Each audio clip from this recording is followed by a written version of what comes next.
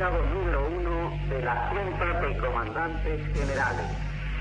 Se comunica a la población que a partir de la fecha el país se encuentra bajo el control operacional de la Junta de Comandantes Generales de las Fuerzas Armadas.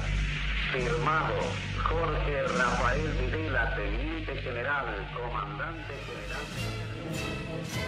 El 24 de marzo de 1976, un golpe militar derroca en Argentina al gobierno constitucional que preside Isabel Martínez de Perón. Son años de turbulencia social, de fuertes enfrentamientos que desbordan los marcos institucionales de la política. Crecen las expectativas de cambios revolucionarios y las organizaciones armadas, desde la clandestinidad, enfrentan al Estado. Cuando las Fuerzas Armadas y de Seguridad toman el poder, instalan la guerra sucia, que no se focaliza solo en el exterminio de las organizaciones armadas. Se orienta además hacia la eliminación de dirigentes, delegados y militantes gremiales, políticos y estudiantiles.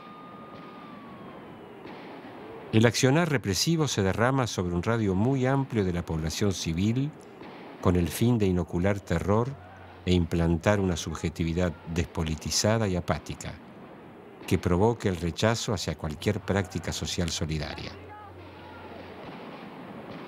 Es imposible establecer con exactitud el número total de ciudadanos hechos desaparecer durante aquellos años, en la medida que los represores decidieron destruir los cuerpos y ocultar el aparato de registro y administración de esos procedimientos. Los organismos de derechos humanos estiman su número en 30.000. El presidente de la Junta de Comandantes, Jorge Rafael Videla, utiliza por primera vez el término desaparecido. Es una incógnita el desaparecido. Mientras sea desaparecido no puede tener ningún tratamiento especial. Es una incógnita, es un desaparecido. No tiene entidad, no está. Ni muerto ni vivo, está desaparecido.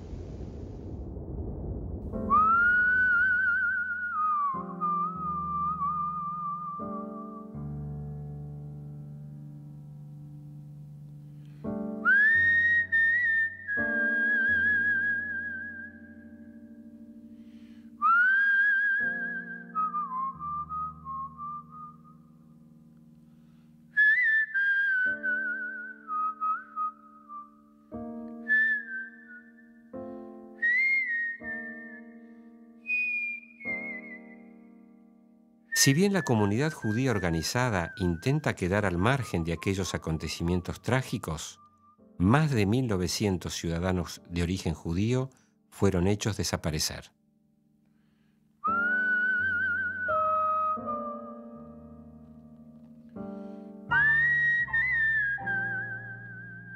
Es cierto que ningún judío es hecho desaparecer por ser judío, como ocurría durante los años del nazismo. Sin embargo, hay decenas de testimonios que indican que en los interrogatorios bajo tortura hubo ensañamientos con ellos por ser judíos y que era frecuente ver exhibidas en los centros clandestinos de detención las imágenes emblemáticas del nazismo.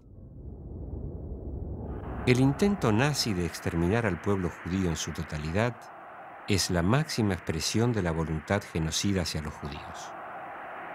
El nazismo se inscribe en el imaginario social como paradigma del intento de su aniquilación. Desde esta perspectiva, los acontecimientos que vulneran los derechos humanos de ciudadanos de origen judío, así como actos o atentados antisemitas en cualquier parte del mundo, evocan la Shoah, el Holocausto. Después de Auschwitz, esta evocación, justificada o no, parece inevitable. Como a los nazis le va a pasar, a donde haya los iremos a buscar.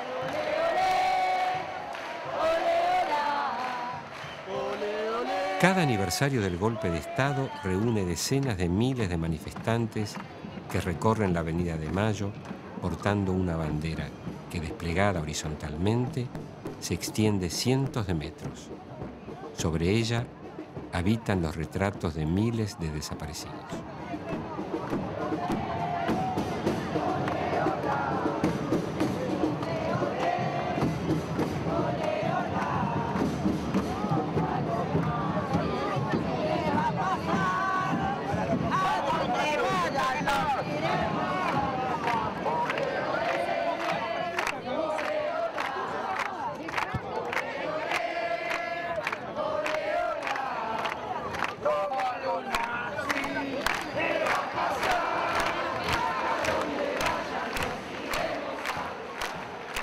Las Madres de Plaza de Mayo, ese pequeño grupo de mujeres que durante los años del terror tuvo el coraje de salir a la calle pidiendo la aparición de sus hijos, encabeza la marcha y cantan. Le va a pasar, a donde haya los iremos a buscar, ole, ole.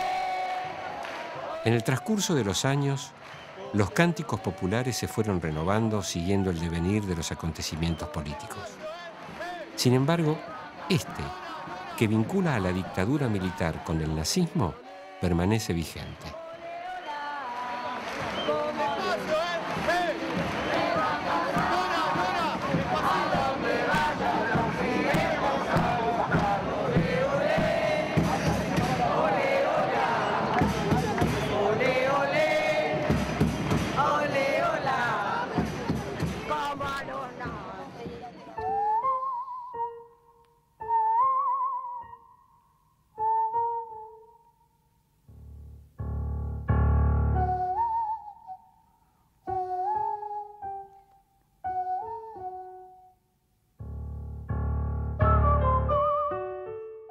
Durante la Segunda Guerra Mundial y en la posguerra, Argentina sostiene una política de cierre de fronteras que impide la recepción de miles de sobrevivientes confinados en campos de refugiados en Europa.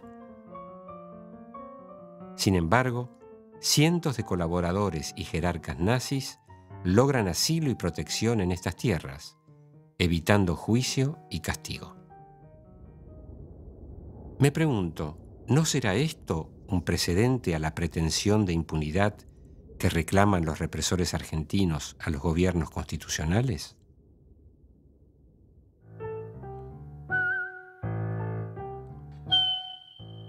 La canción dice, como a los nazis los iremos a buscar.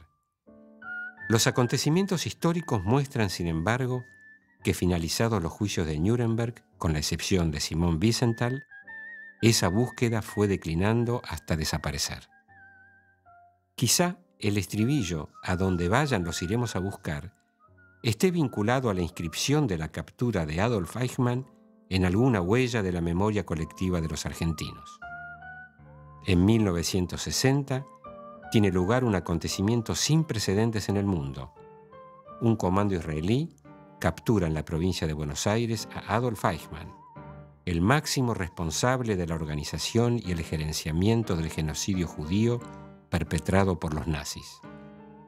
Eichmann, que se creía impune, oculto y protegido en la Argentina, es llevado a Israel para ser juzgado y posteriormente ejecutado.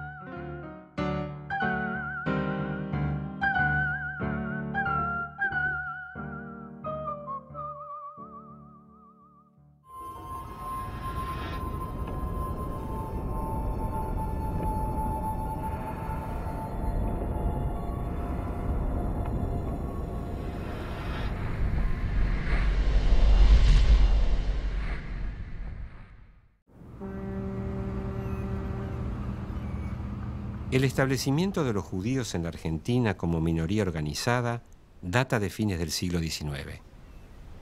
Emigrados de Rusia, Polonia, Hungría, Alemania, Rumania y los Balcanes, de Turquía, Marruecos y Siria, su número alcanza en algún momento la cifra de 300.000 almas. En su mayoría, grupos de familias que escapan de las matanzas antisemitas perpetradas en aldeas y pequeños poblados de Europa Oriental. El pogrom. Argentina goza de un elevado prestigio para esas masas pauperizadas que sueñan con el progreso.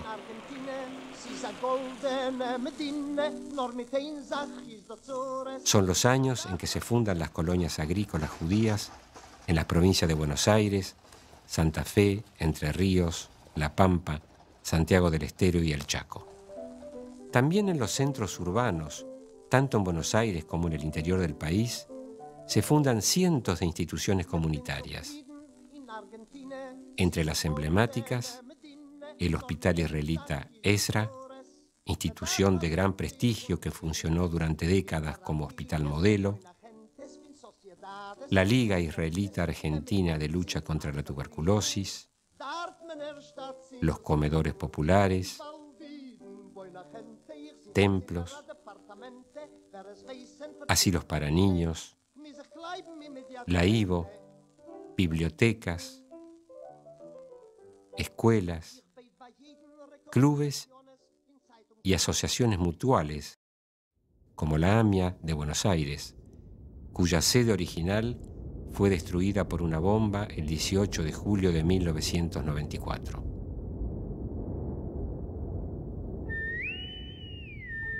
Fue el atentado antisemita más sangriento desde la finalización de la Segunda Guerra Mundial.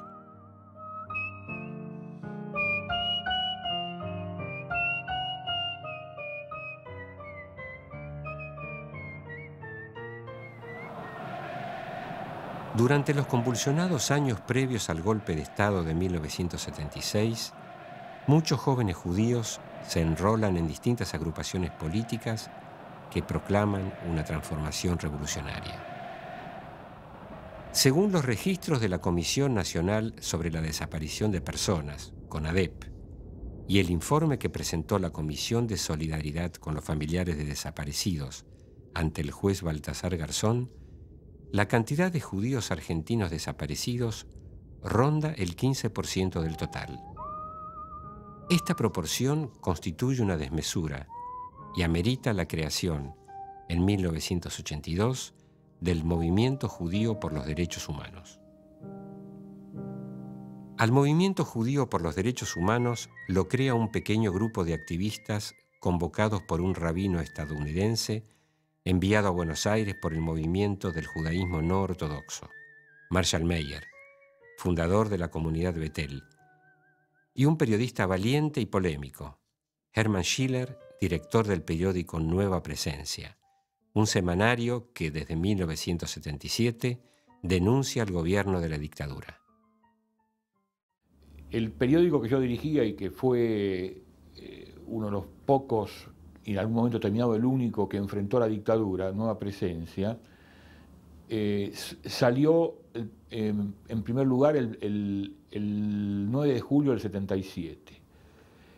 En diciembre del 77 conocí a Marshall Meyer porque le llevé un cuestionario con mucha desconfianza. ¿Por qué? Porque quizá él tenía prejuicios hacia mí y yo tenía prejuicios hacia él. En el reportaje no le hice ninguna concesión, le hice todas las preguntas sobre lo que estaba pasando, sobre la masacre que estaba ocurriendo en Argentina. Estamos hablando de diciembre del 77. Y primero ante el asombro mío y después de los lectores, él hizo respuestas absolutamente incisivas. El título de la nota, del reportaje, la saqué de las respuestas de él. Él dijo: yo no voy a ser como los rabinos de la década del 30 que se callaban la boca. Y a partir de ahí él dijo todo lo que había que decir. Por supuesto que a partir de ese momento quedamos muy amigos y empezamos a trabajar juntos, muy despacito, gradualmente. Aquello en la década del 80, lentamente empezó a haber conciencia en la sociedad sobre el carácter nazi, antisemita de los represores y la decisión de crear un movimiento judío por derechos humanos y de salir a la calle junto al resto del pueblo a partir de la identidad judía generó una gran expectativa. Fue muy repudiada por lo que se llama el establishment comunitario, el judaísmo oficial, que le digo yo, pero tuvo un gran consenso en la sociedad y sobre todo en la juventud judía. Yo sé que fue él con Marshall, con Hermann Schiller, algunos más, empezaron a mover, creo que fue la primera vez en la historia argentina que un movimiento judío para derechos humanos, un movimiento judío que no sea únicamente para judíos, creo que no existía antes.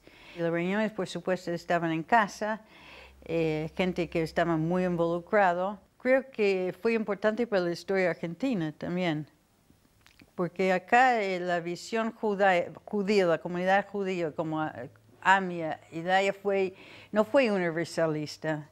Judíos para los judíos y punto. No nos interesa lo que pasa en la comunidad. Marshall nunca fue un hombre únicamente judío, únicamente rabínico. Marshall fue un humanista.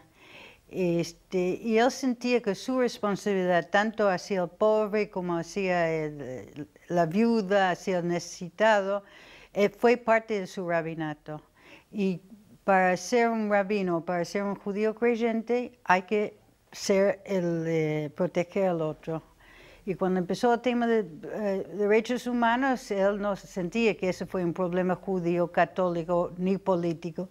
Ese fue un tema religioso.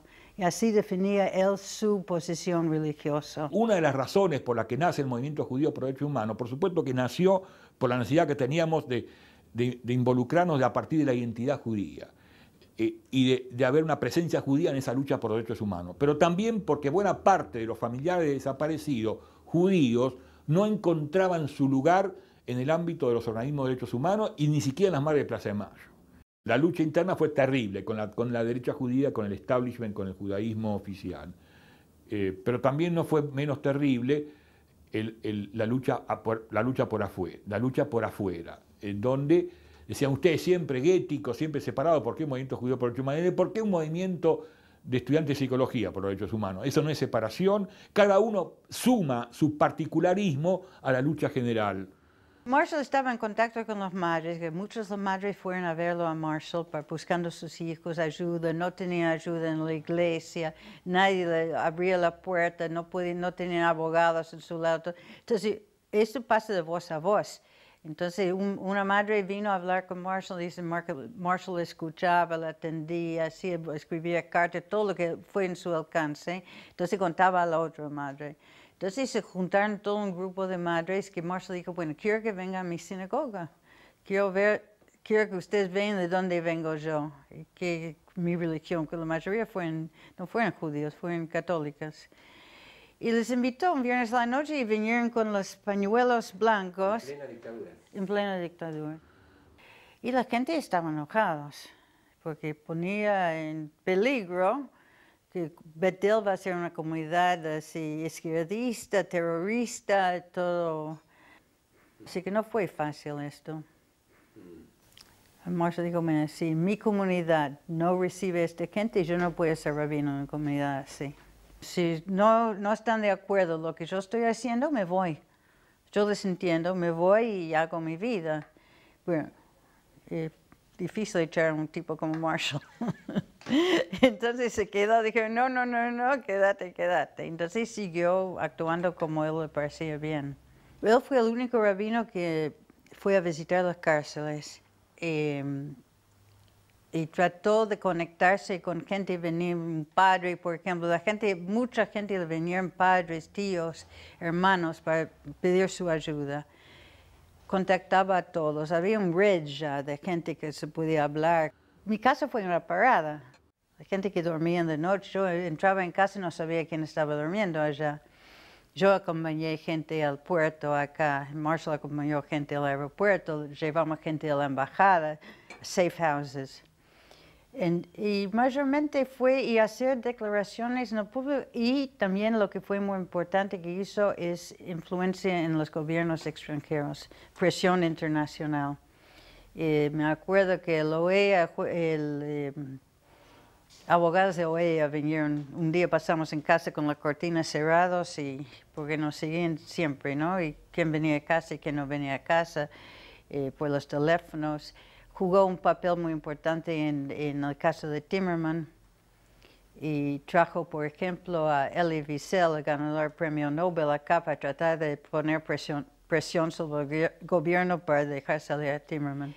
Había amenazas contra Marshall, contra la familia. Y en un momento yo le dije a Marshall, mira, yo no puedo aguantar con 3 chicos, yo me voy, llevo a los chicos y me voy. Marshall dijo, bueno, andad, pero yo me tengo que quedar acá. Esa es mi vida, lo que tengo que hacer yo. No fui. Pero los chicos sufrieron mucho de esto. Es decir, la tensión en mi casa, Marshall siempre venía, los viernes fue el día regular donde iba a visitar las cárceles y llegaba a casa. Fue terrible lo que contaba, lo que sufría él.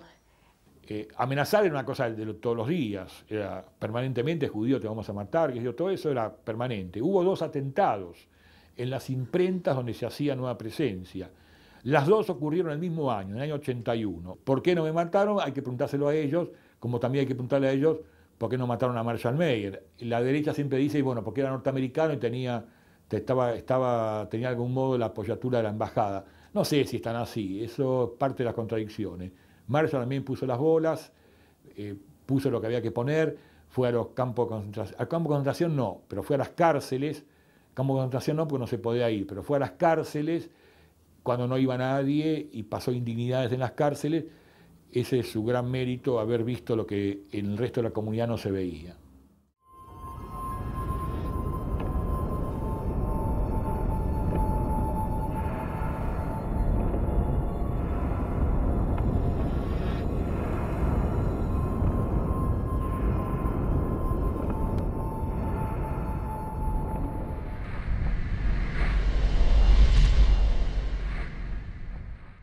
La ebullición social de los años 70 alcanza también a sectores de la comunidad judía organizada, en especial a los jóvenes nucleados en la juventud sionista socialista.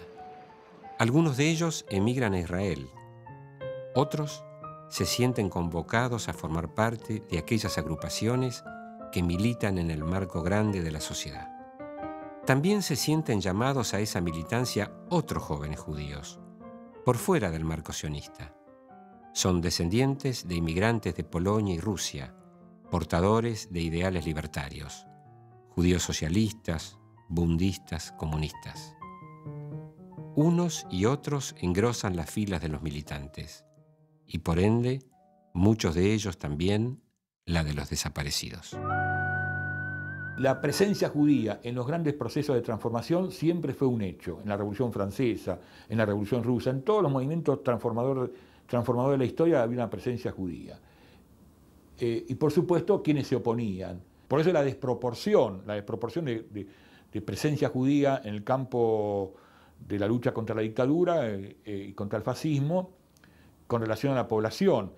Y lo vemos en los desaparecidos. Hoy están contabilizados alrededor de 2.000 judíos. Mi hipótesis es que son muchos más, pero 2.000 son los que están contabilizados. 2.000 es una barbaridad, que es el 15% de los desaparecidos, con la salvedad de que en algunos sectores, como periodistas, abogados, estudiantes, la presencia judía es mucho mayor. Creo que el 60% de los físicos desaparecidos eran judíos, 60%. Entre otras razones, porque no querían que los judíos estuvieran en un lugar tan destacado como es la energía nuclear. Ellos desaparecieron por judíos, porque una de las cosas que siempre decía la derecha en esa época, desaparecen porque eran subversivos, no porque eran judíos. En cierto modo es cierto, solo que cuando caían en los campos de concentración, como hay decenas de testimonios, los trataban peor que a los demás. Pero hay algunos casos, como el caso de los físicos nucleares, que era por judíos, exclusivamente por judíos. Algunos de ellos no tenían ninguna militancia, simplemente porque no querían tener judíos en un lugar tan destacado como es la energía nuclear. Mario Villani, físico atómico, desaparecido durante 3 años y 8 meses en 5 campos de concentración.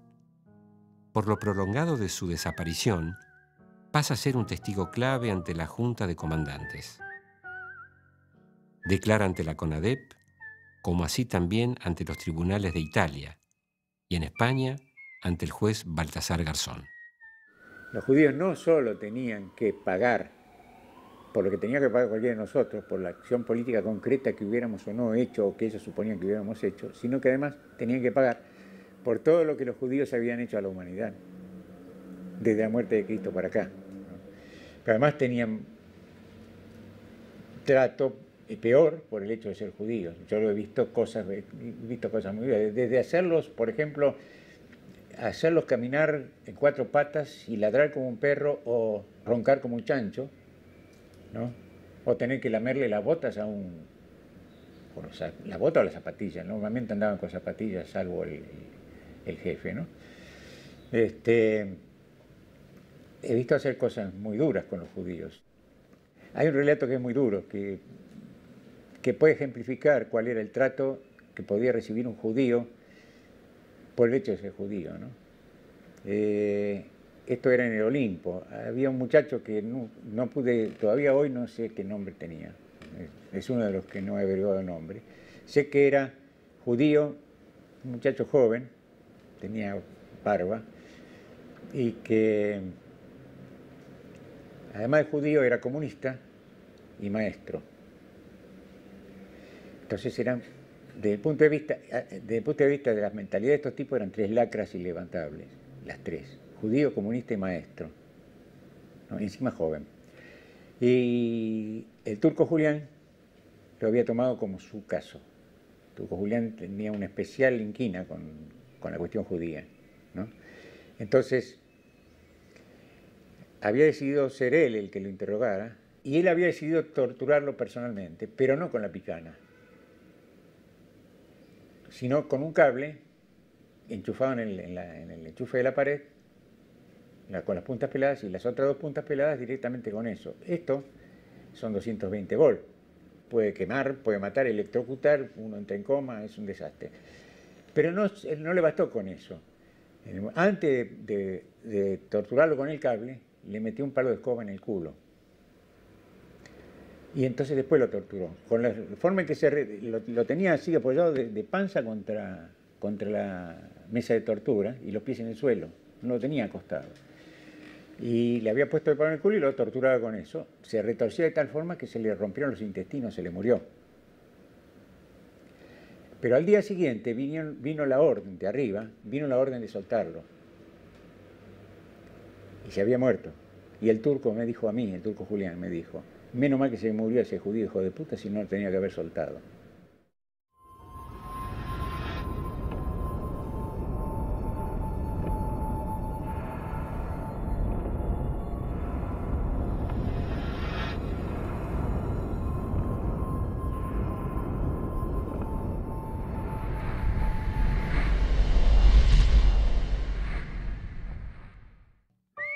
Una considerable cantidad de desaparecidos judíos son adolescentes, estudiantes de las escuelas secundarias.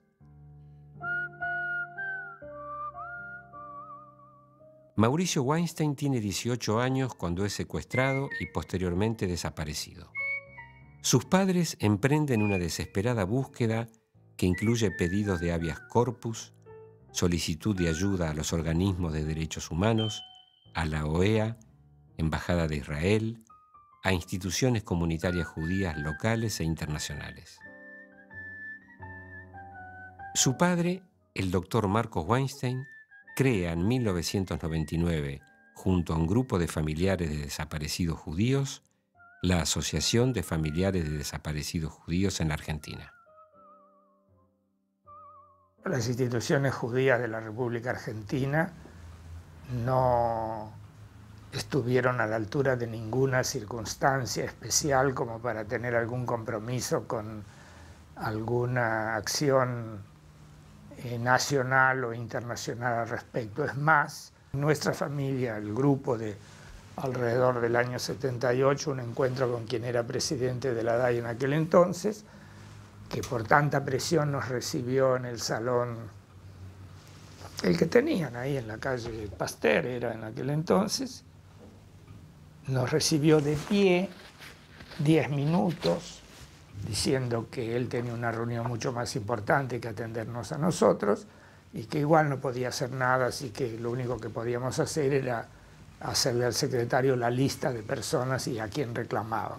Yo creo que las instituciones comunitarias judías tenían miedo, había un terror general en el país, lo cual no era nada extraño, pero de todas maneras las instituciones judías en el país no eran más que herederas de las instituciones que habían sufrido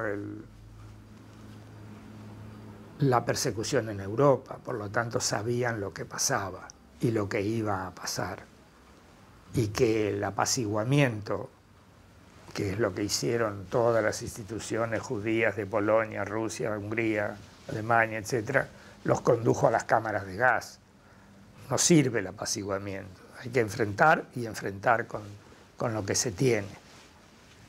Y bueno, nadie se juega la vida por los otros y probablemente ellos temían jugarse sus propias vidas o jugarse sus espacios de poder, que eran los que tenían.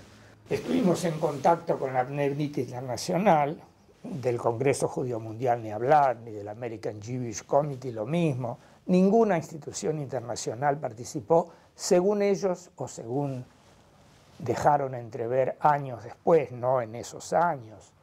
Era por pedido directo de la DAIA, porque había peligro para el resto de la comunidad judía en la Argentina. Ese era el argumento que utilizaba la DAIA. El caso particular de mi hijo Mauricio es que nosotros reclamamos en la Embajada de Israel, porque Mauricio era israelí. Yo soy ciudadano israelí, lo mismo mi mujer y mis 3 hijos, porque fuimos inmigrantes a Israel y con los hijos menores de edad, automáticamente cuando pisan territorio israelí se transforman en ciudadanos israelíes, de acuerdo a la ley de retorno que tiene hecho el Estado de Israel. Reclamamos en la embajada y, pese a que era un ciudadano israelí, cuando podían haber reclamado particularmente por ese ciudadano, era el único, no logró o no pudo lograr o no quiso lograr algún tipo de esfuerzo para ubicarlo o liberarlo o alguna cosa por el estilo, aunque por otra parte la embajada israelí se comportó con ciertas personas que le reclamaban la posibilidad de salir del país en medio de las situaciones riesgosas, y hicieron un esfuerzo y les dieron pasaportes y viajes y manera de salir del país, pero no con este caso en particular. Se comportaron, para decirlo suavemente, burocráticamente. Permanentemente pedíamos a Israel que hiciera algo y las respuestas eran generalmente silenciosas, cuando no adversas. Hubo casos, bueno, no quiero abundar en el tema de la crítica a Israel, porque puede parecer que yo soy anti-israelí, como me ha dicho algún sector de la comunidad judía. En el caso de los desaparecidos, yo soy crítico de Israel. Eso no significa que yo no pelee por la existencia de Israel. Yo me he peleado con la izquierda que dice que hay que destruir a Israel. No, eso es una aberración, es antisemitismo puro, más allá de que haya un gobierno de derecha. Israel es un país normal, con lucha de clases, con obreros y explotadores, como en cualquier lado.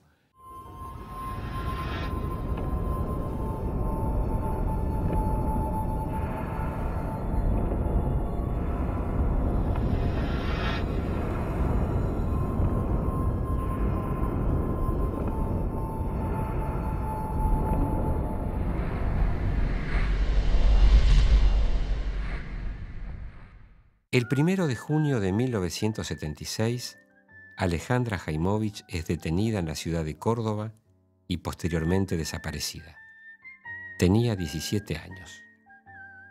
Durante la dictadura militar argentina, muchos familiares de desaparecidos judíos emigran a Israel, como exilio o como refugio.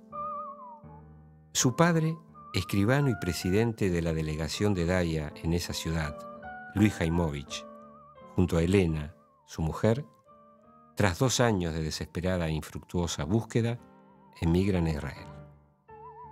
Fundan en 1978, junto a otros familiares, una asociación de familiares de desaparecidos en Argentina que viven en Israel, la organización Memoria.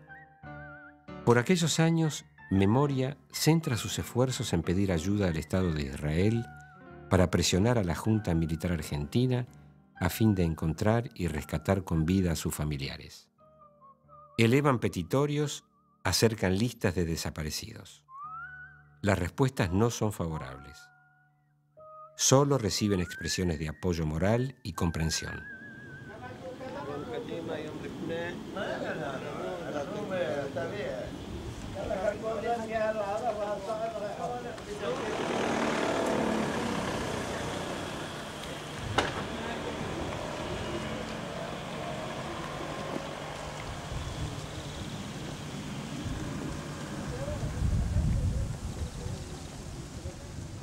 Es frecuente observar en los cementerios de Israel, sobre las lápidas de los sobrevivientes de la Shoah, el Holocausto, el agregado de una tablilla. En ella se inscriben los nombres de los familiares, en general padres y hermanos, que han sido asesinados por el nazismo y cuyos cuerpos jamás fueron encontrados. La tumba de Elena Jaimovich tiene una particularidad distintiva. Siguiendo el modelo de los sobrevivientes del Holocausto, aparece una tablilla con la inscripción del nombre de su hija Alejandra, detenida y desaparecida en Argentina. Oscar Jaimovich, hermano mayor de Alejandra, militante de la organización Memoria, en representación de su anciano padre, nos permite acompañarlo en este momento de recogimiento. Sí, la rosa era la flor que mi mamá siempre ponía al lado del retrato de Alejandra cuando cuando mi mamá vivía, estaba en la casa, así que hemos trasladado la rosa para acá. El terrible hecho de que hayan arrebatado no solo a Alejandra en vida, sino el cuerpo de ella después de la muerte, es un acto de vandalismo y de crueldad que no tiene lugar. Mi mamá no aceptó la muerte de Alejandra, no por una razón, digamos, de saberlo o no saberlo, es una razón emotiva. Ella, cada auto que paraba en la puerta de casa, incluso acá en Israel, se sobresaltaba, pensaba de que a lo mejor iba a entrar Alejandra en algún momento. Cada teléfono, ella iba y pensaba que tenía el pensamiento, sonaba el teléfono y levantaba la cabeza, había un movimiento que te indicaba de que estaba esperando. O sea, para elaborar el duelo hace falta aceptar la muerte, y eso tomó muchos años. Después de ello, indudablemente que faltó lo que no se considera en castellano, en hebreo es el makom itiahadut. Itiahadut viene de la palabra ejad o yahad, de estar juntos. ¿Dónde estás vos con el alma, con la persona que no está más?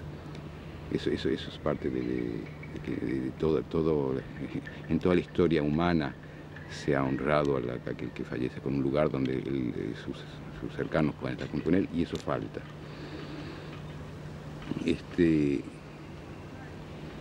Creo que parte por eso es el que se creó el bosque. El bosque viene a ser un lugar donde las familias y aquellos que no están más tienen un lugar común donde uno se puede honrar, se puede estar juntos. Yo me siento más cerca de Alejandra en el bosque que acá, a pesar que el bosque es también un lugar de recuerdo a por lo menos decenas de otros desaparecidos que junto con ellos hicimos el bosque, y a lo mejor de otras decenas de miles de desaparecidos.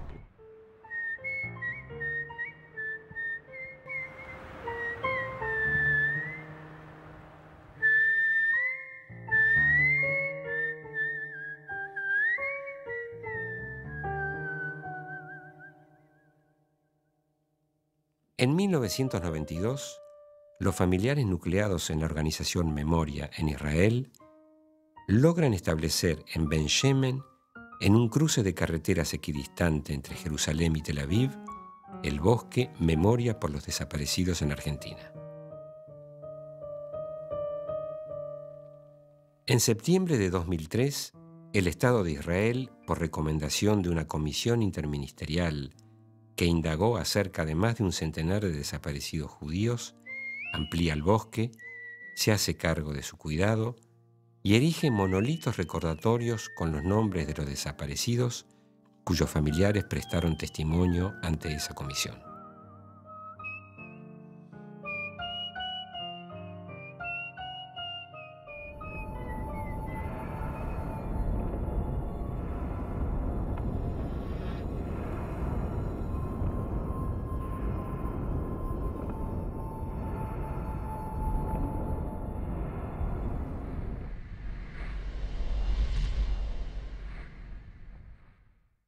En el 98, recién, ya 20 años después de la desaparición de Mauricio,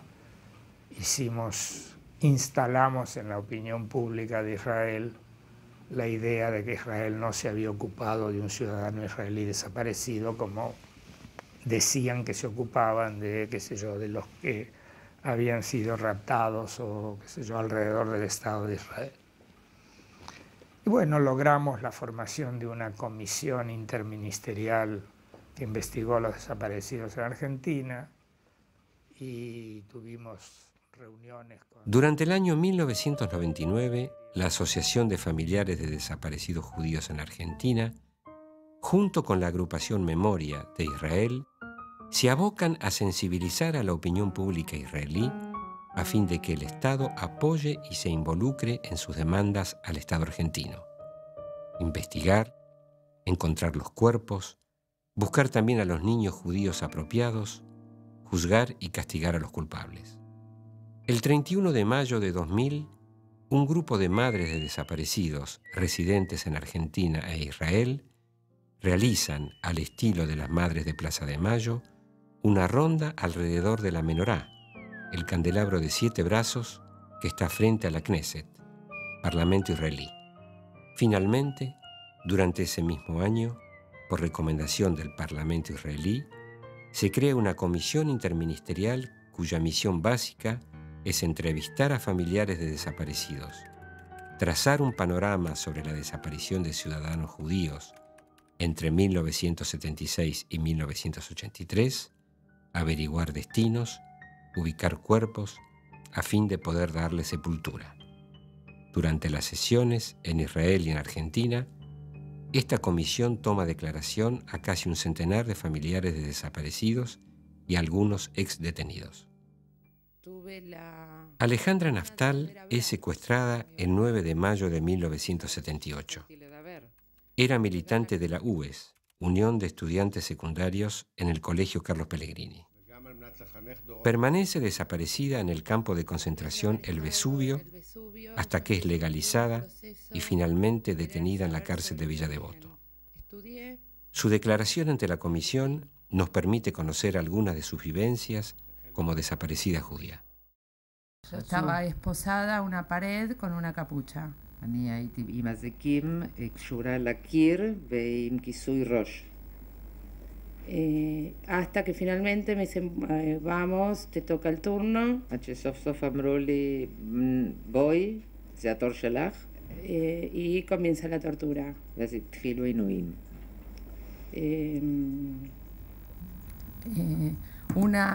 Me preguntan por mi militancia en la Unión de Estudiantes Secundarios. שאלו אותי על הפעילות שלי באיגוד הסטודנטים התיכוניים. Me preguntan por gente. שאלו אותי לגבי אנשים.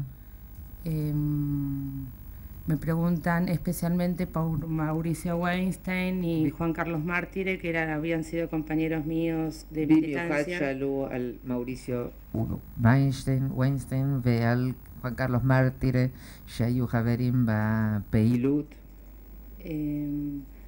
Bueno, hasta que finalmente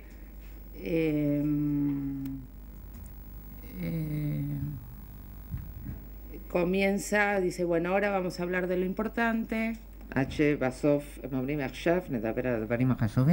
Y comienzan a preguntarme específicamente por las agrupaciones armadas israelíes en Argentina. ומתחילים לשאול במיוחד על קבוצות חמושות ישראליות בארגנטינה. Por ejemplo, de Maccabi, de Hebraica. למשל ממכבי, מהברייca. Yo quiero agregar que yo nunca había tenido vinculación con la comunidad judía. אני רוצה להוסיף שאף פעם לא היה לי שום קשר עם הקהילה היהודית. Yo soy de origen judío, soy judía, pero mi familia estaba vinculada a el ICUF, que son los judíos más de izquierda. אני יהודיה, מקורי יהודי, אבל משפחתי הייתה קשורה לאיקוף, שזה ארגון יהודי שמאלני אנטי-ציוני. ICUF.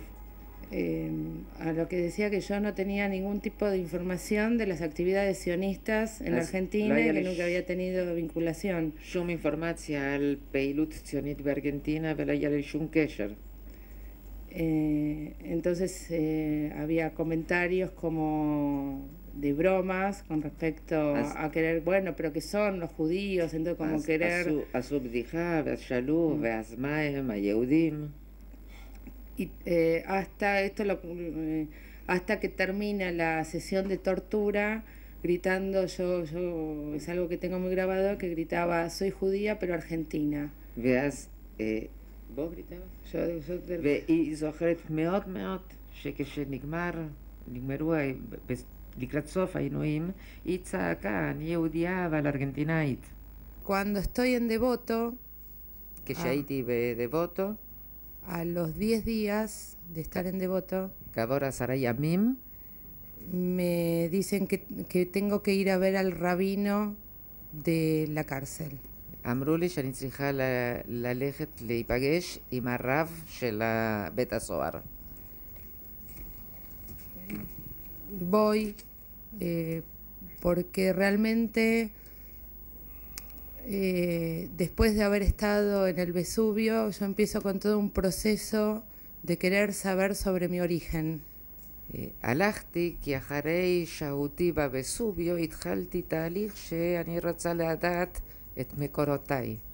Sentí que no había nada peor הרגשתי שאין שום דבר יותר גרוע que me pegaran por algo que yo era y no sabía que era. שיגעו אותי בגלל משהו שאני כן הייתי ולא ידעתי שאני. Y que nunca iba a dejar de serlo. ושאני לא אפסיק להיות אף פעם.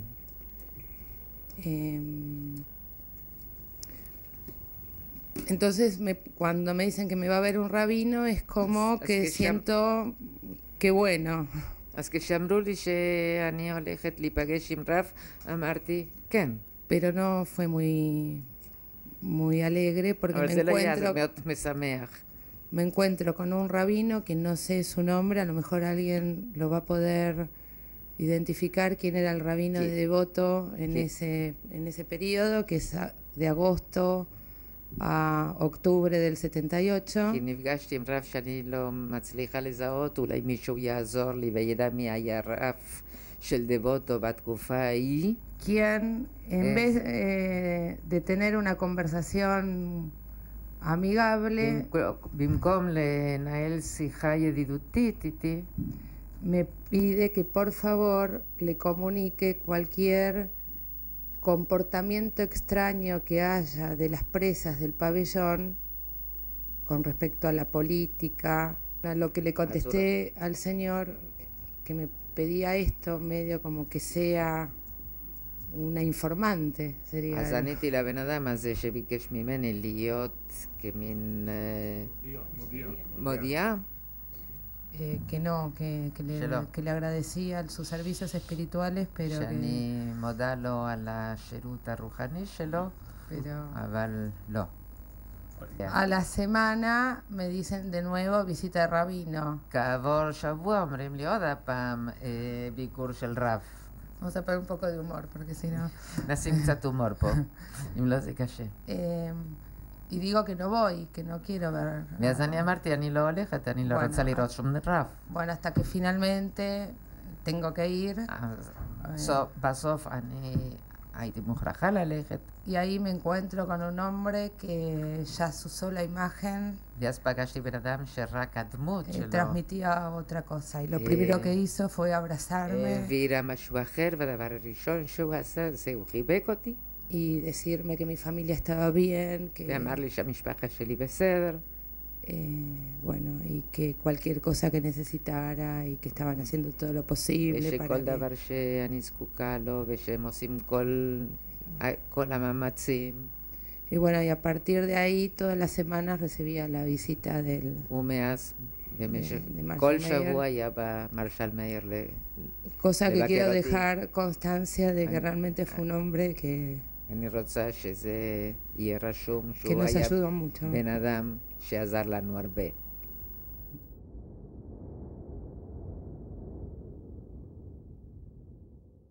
Entrevistamos al doctor Efraín Sadov, que formó parte de esa comisión representando al grupo de familiares nucleados en la Asociación de Familiares de Desaparecidos Judíos en Argentina. Queríamos saber qué efecto tuvo lo actuado por la comisión entre los familiares. Los familiares, antes de crear la comisión, tenían un poco de enojo respecto a Israel, porque no por lo que, digamos, había discusiones, y hasta el día de hoy hay discusiones, qué es lo que hizo Israel en los años de la dictadura. El informe que yo presenté, yo fui el que presentó el informe histórico sobre la actuación de Israel, y claramente ahí está escrito que se han salvado centenas de personas, decenas de personas han sido sacadas de la cárcel. De los desaparecidos, lamentablemente, no, salvo uno, no se pudo sacar a nadie, y en realidad casi nadie pudo sacar a nadie de los desaparecidos, por lo menos ninguna de las embajadas. Pero a partir de 1984 hubo como una especie de alejamiento por parte de Israel hacia el pedido de los familiares que los ayuden en sus demandas frente al gobierno argentino. Y había un cierto resquemor, había un cierto enojo. La formación de la comisión y la actitud fraternal que tuvimos para con los testigos, en los testimonios y los abrazos, se puede decir que eso fue una reconciliación. Después de estar 8 días, yo creo que eso es simbólico y muy expresivo, después de estar 8 días recibiendo testimonios en Buenos Aires, nos reunimos en el sitio de la recordación, no recuerdo cómo se llama, en la Costanera, al lado de la ciudad universitaria, con los familiares, y ellos nos dijeron, bueno, ahora nos hemos reconciliado, queremos ir a Israel para encontrarnos en Israel en el bosque. Este proceso de relación con los familiares culminó con una visita de los familiares, de más de 20 personas que vinieron, en un acto que se realizó en el Bosque Memoria por los desaparecidos, con el presidente de Israel, un acto oficial, y ese fue quizás, ahí se completó la Shiva por los desaparecidos en Israel.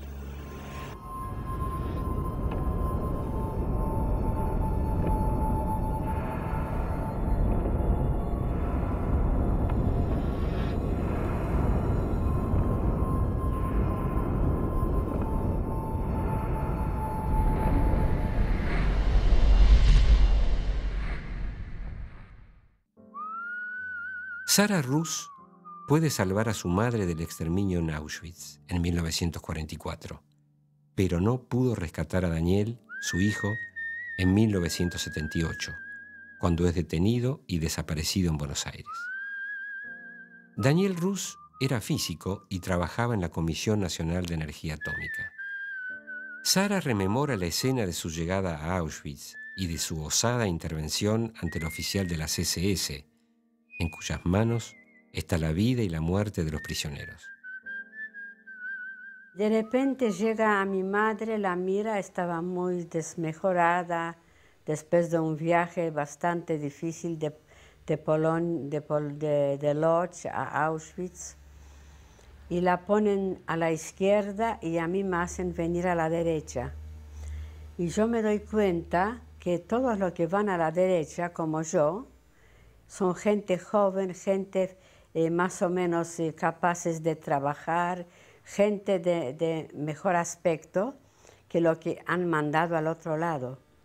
Y en el medio de un campo enorme hay un alemán con un rebenque dirigiendo izquierda-derecha. Y yo no sé de dónde saqué me atreví a esta fuerza y corro al medio a hablarle al alemán. Lo que pasa es que yo hablo alemán y le digo, ¿y por qué me separas de mi madre? En alemán. Le digo, si mi madre, ¿por qué no puede estar conmigo? Y me dice, ¿cómo te atreves a pedir por tu madre?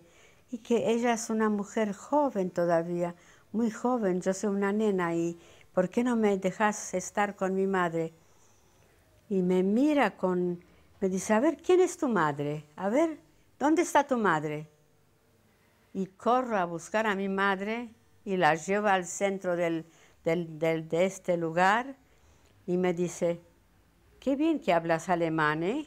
Bueno, llévate a tu madre. Desgraciadamente, ¿qué es lo que podíamos sentir cuando me llevaron a mi hijo? Una decepción, una desilusión, una impotencia total. Me decían que puede ser que está detenido en la ESMA, un lugar cercano por Belgrano. Yo dije, voy a salir de noche, una de estas va a escuchar mi voz cuando los voy a llamar.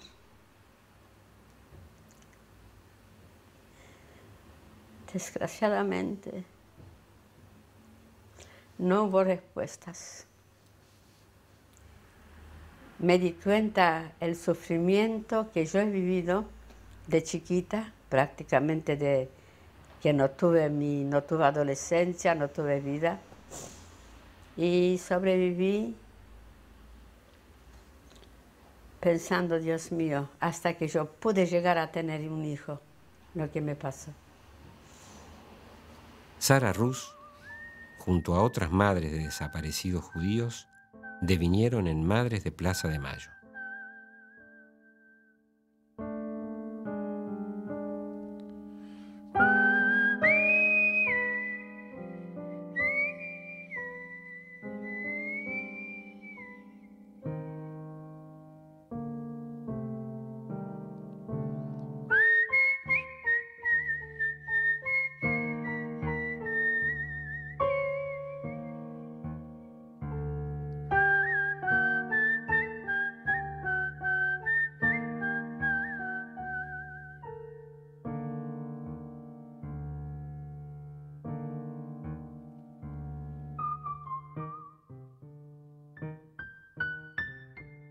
Yo tengo una doble misión de no olvidar de ambos lados. Yo sé que no vive más mi hijo, que no está más con nosotros. No sé qué decirle. Yo creo que no lo sobrellevé nunca. El duelo lo tengo adentro. Yo no lo recuerdo bien porque son cosas que yo pedí a un rabino que haga un Kaddish por mi hijo. Yo este momento, este fragmento lo tengo como no muy claro, porque yo nunca acepté hacer duelo por mi hijo. Yo creo que de no tener un cuerpo y no tener algo para que me digan, tu hijo fue muerto, a tu hijo mataron, tu hijo está ahí en este lugar, recién el verdadero duelo va a ser este. Porque el Kaddish se hace por un muerto cuando lo tenés enterrado. Ahí haces el Kaddish. Para mí es muy difícil decirlo.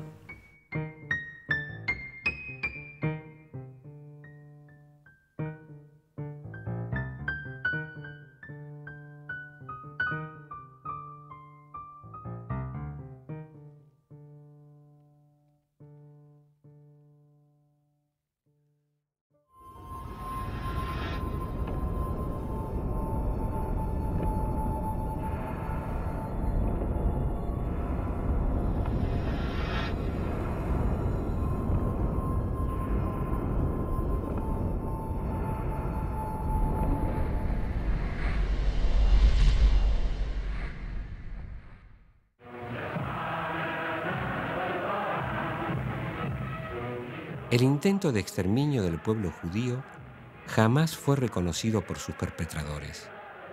Estos destruyeron los cuerpos, prueba flagrante del genocidio a través de gigantescas cremaciones y enterramientos en fosas comunes. Asimismo, ocultaron el aparato de registro y administración de tales procedimientos.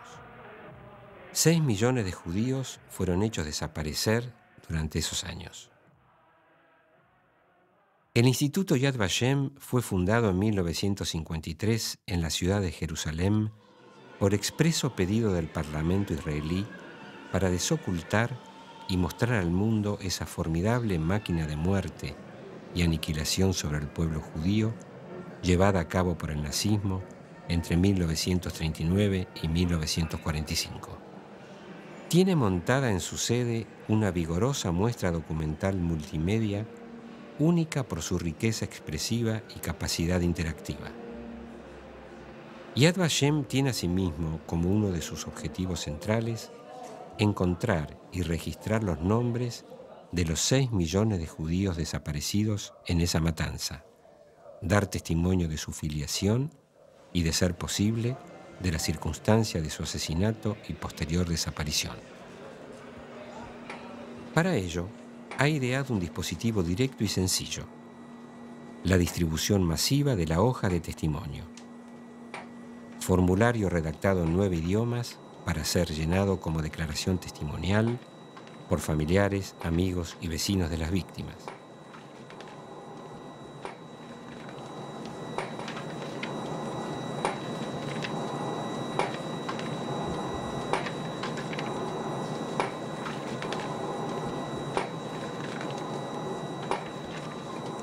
La hoja de testimonio pretende restablecer una materialidad donde solo existe el contorno de un agujero.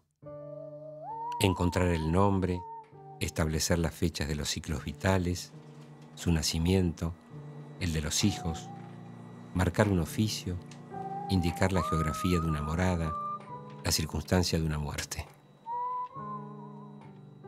Entrevistamos a Alexander Abram, director del proyecto de búsqueda y restitución de los nombres de las víctimas del nazismo. Me interesaba saber cuál es el valor que se le otorga a las hojas de testimonio en la construcción de la memoria. Le pregunto, a los deudos, ¿esas hojas les significa alguna materialidad frente a la ausencia de los cuerpos? Queda ese vacío que de alguna manera hay que cumplir. Es por eso que yo creo que la gente llena las hojas de testimonio. Hemos abierto al Internet el banco de datos. Desde noviembre de 2004 y hasta ahora entraron en el banco de datos más de 7 millones de personas. Ahora, hay gente que están encontrando en el banco de datos en el Internet una hoja de testimonio porque el scan aparece, ¿sí?, que alguien de la familia llenó en 1957. ¿Sí? Pero ellos quieren llenar una hoja nueva ahora porque tienen más información, tienen datos más detallados y la quieren escribir de una manera mejor. Es decir, la estética y el formato es importante. Es decir, construir un cuerpo que no está. Sí, algo así, o como reemplazar una lápida que se rompió o que es vieja con una lápida nueva. ¿Sí? O digamos, en la tradición judía, cuando se entierra a una persona, al principio no hay lápida, hay nada más una placa y después de 30 días se pone la lápida. ¿Sí? Entonces es lo que se llama desvelar la lápida. A lo mejor ahora quieren poner una verdadera lápida, digamos, en vez de una provisoria que se puso en esa época. Hemos recibido miles de fotos como adición a la hoja de testimonio. ¿Por qué? Porque una foto dice mucho más sobre la persona. Para la gente es muy importante poner esa foto, es decir, añadir otro estrato, digamos, a esa lápida, como decía usted, como construir la lápida o reconstruir el cuerpo, no sé, pero por lo menos la identidad. Alguna corporeidad, sí, alguna materialidad. Sí, materialidad, sí.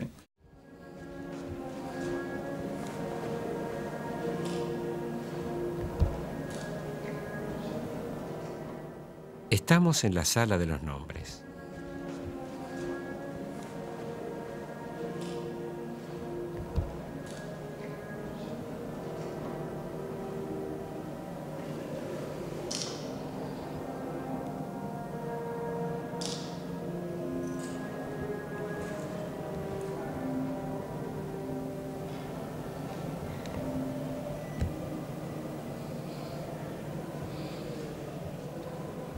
Hasta el momento, el recinto alberga 3 millones de nombres con sus señas vitales. Cada una de estas carpetas memorial cobija un grupo de 300 hojas de testimonio, reunidas al azar, tal como se agrupaban a las víctimas para ser conducidas a las cámaras de gas. En mis primeros años en Yad Vashem trabajé en la sala de los nombres, en la ventanilla, digamos, donde venía la gente y pedían saber, aparte venía gente para llenar y entregar hojas de testimonio, pero venía gente para preguntarnos si tenemos noticia dentro de las hojas de testimonio de alguno de sus familiares. Muchas veces me pidieron traer la ficha, la hoja de testimonio original de la carpeta. Es decir, no se contentaba con ver una pantalla, una copia, una fotocopia sí, sino querían tener en la mano esa ficha. Claramente esa ficha había sido firmada por otra persona, que podía ser de la familia o un conocido, eso. Pero tener en la mano esa ficha hacía algo.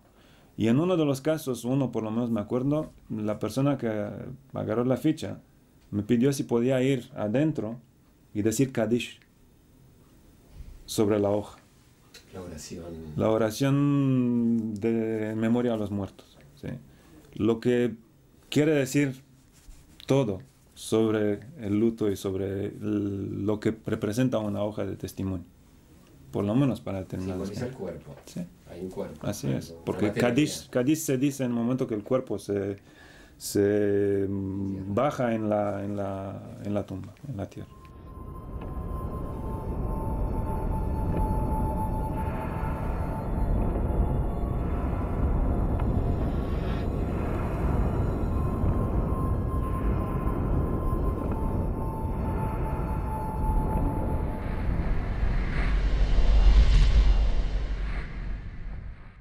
Memoria del Sur es un grupo fundado en el año 2004. Nace en el reencuentro de viejos amigos, dispuestos a evocar su propia infancia en el seno del club que los albergó durante aquellos años, el Ateneo Israelita de Lomas de Zamora. Durante esos encuentros, descubren que 7 de sus compañeros habían sido asesinados, detenidos y desaparecidos entre 1975 y 1977. Se fijan entonces un objetivo: recordar, homenajear, transmitir e inscribir esa tragedia en la memoria de la comunidad. Mario Geffner, 23 años. Marcelo Sember, Cuyo, 23 años. Nina Judith Goldberg, 18 años. Rubén Herenstein, Flaco, 17 años. Eduardo Streger, Fino, 33 años. Silvia Streger, 24 años. Daniel Gluch, 21 años. A medida que transcurren aquellos encuentros, otros se van sumando a esa propuesta. El interés por juntarse se potencia y crece. Cada uno que se acerca hace su aporte. Trae una vieja foto, algún objeto de la época, una anécdota. Rememoran juntos aquellos años, los juegos, el shule, la pileta, las fiestas. El grupo es pequeño como lo es la comunidad judía de Lomas de Zamora, y a pesar de que no llega a la 20 de miembros, logran, por efecto de resonancia, producir un acontecimiento sin precedentes: que la comunidad judía de Lomas de Zamora rinda homenaje y reivindique en un acto comunitario a sus 7 compañeros y a sus dolientes familiares. Ese acto reúne unas 500 personas, casi la totalidad de la pequeña comunidad. Como testimonio de esa movida, se erige en un lugar central del entonces Ateneo Israelita de Lomas de Zamora una escultura y una placa. También en el cementerio comunitario se exhibe una tablilla con la inscripción de los 7 nombres. Recuerdo cuando lo mataron a mi hermano, como que, porque los familiares, y sobre todo yo lo pienso más en los padres, eran como sometidos, yo digo, al escarnio, ¿no? Poco menos que eran dejados de lado y eran como, bueno, por una cuestión de supervivencia o una cuestión de que ya sabemos lo que pasó. Pero realmente era como el acto reparatorio en el cual, por ejemplo, mi vieja o Eduardo o los familiares de las víctimas vuelvan al club y fueran de alguna manera reconocidos por la institución que le dio cobijo, de los cuales muchos fueron, como dijeron acá, somos hijos o nietos de fundadores, gente que trabajó por la comunidad. Fuimos como lo representativo de toda esa deuda que sentía, porque había una deuda, toda la comunidad tenía una deuda con nuestros muertos, toda. La comunidad judía, ¿verdad? La comunidad judía porque era como que por el sometimiento al silencio, digamos, y el ralear, el dejar de lado a las víctimas por un tema básicamente de seguridad, de lo que pasó en la década del 70. Pero no parecía que se repetía la desaparición al negar a estos 7 que no estaban. Pero eso es sometido a la doble desaparición, la desaparición física y la desaparición de su memoria, de su historia. Bueno, pero la gente tuvo la posibilidad, tanto como nosotros, de alguna manera de decir presente y de cancelar una deuda que tenía pendiente. Tuvimos una noción de que había una singularidad en esa manera de recordar que no estaba en las organizaciones de derechos humanos, que habían cumplido su papel, que no estaba, digamos, en los testimonios políticos de la época, que no estaba en los documentales de la época, y que se trataba como especialmente de testimoniar en singular y a nombre propio la vida de cada uno de nuestros familiares. Yo la verdad que sobre las gestiones que podía hacer la DAIA, la AMIA o la Embajada de Israel, personales y en cada situación, la verdad que no sé. Lo que sí sé es que no hubo transmisión dentro de las instituciones de discusión, de hablar de lo que estaba sucediendo en el país, y entonces hubo un muro de silencio al cual, en alguna medida, porque habrá considerado que era oportuno hacerlo, o por cuidarse o por autoprotegerse, la comunidad organizada, excepto excepciones, funcionó casi monolíticamente.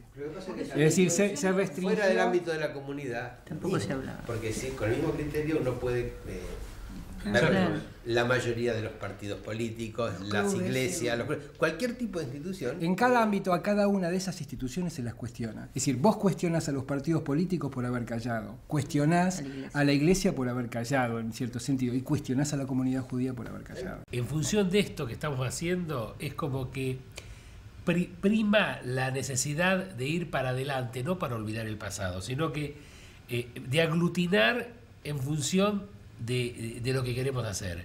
Y de hecho, creo que nuestra metodología me parece que fue correcta, porque de hecho, con una actitud de reproche y de la actitud de la comunidad, yo no sé si la comunidad de Lomas, por ejemplo, hubiera tomado la actitud abierta, digamos, de ofrecernos todo como una actitud reparatoria.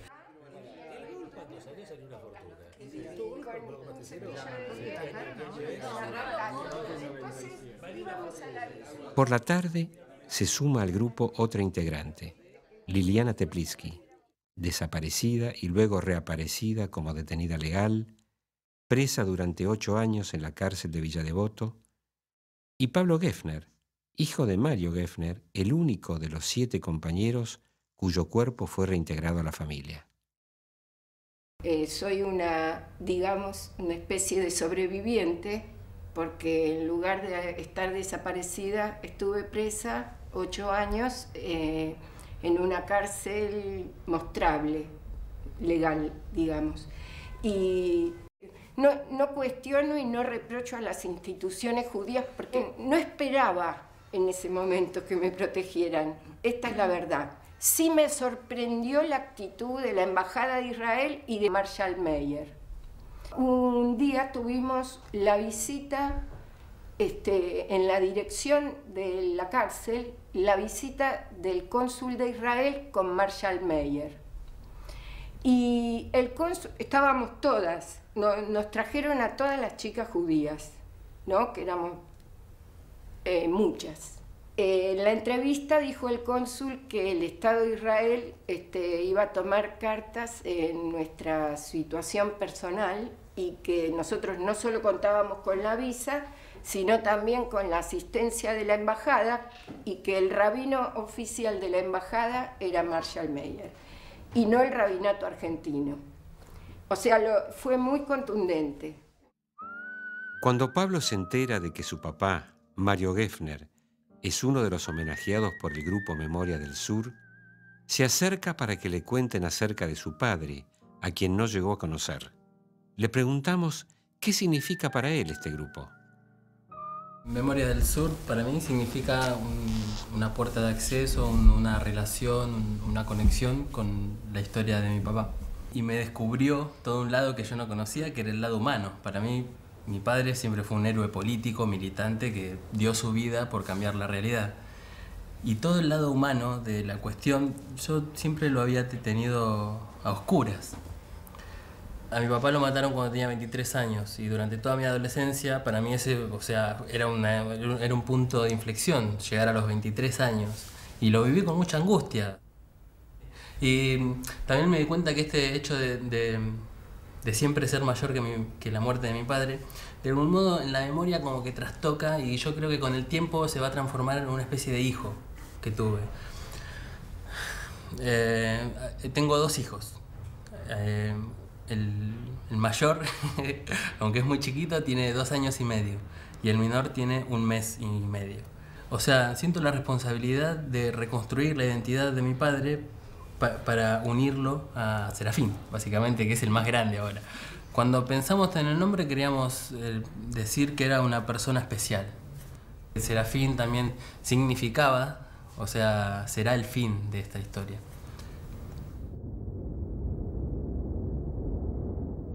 יזכור אלוהים נשמות כל אחינו, בני ישראל שמסרו נפשם על קידוש השם. אנא ישמע בחיינו את גבורתם ומסירותם ביראה במעשינו טוהר ליבם, ותהיינה נפשותיהם צרורות בצרור החיים, ותהי מנוחתם כבוד סבע, שמחות את פניך. למלא רחמים, שוכן במרומים.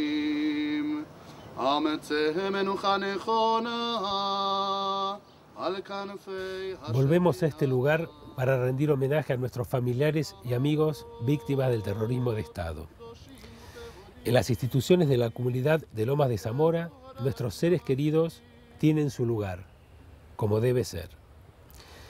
Aquí, junto al recuerdo permanente de las víctimas del Holocausto, de la AMI y de la Embajada, esta placa que los recuerda. Estamos satisfechos por este reconocimiento y esta reparación por parte de nuestra comunidad. Después de casi 30 años, los familiares y amigos de las víctimas tenemos un lugar para recordar a nuestros seres queridos o simplemente dejarles una flor.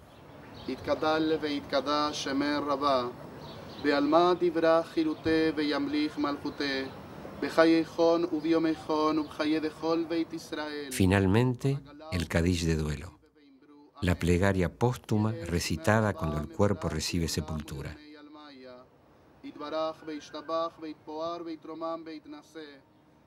Aquí, la tumba de Mario Geffner, asesinado en 1975, se ofrece como soporte para sostener el vacío de los cuerpos nunca aparecidos de sus 6 amigos. Los desaparecidos no dejan restos. Tienen un nombre, tienen una biografía, tienen una historia para ser narrada. Amén.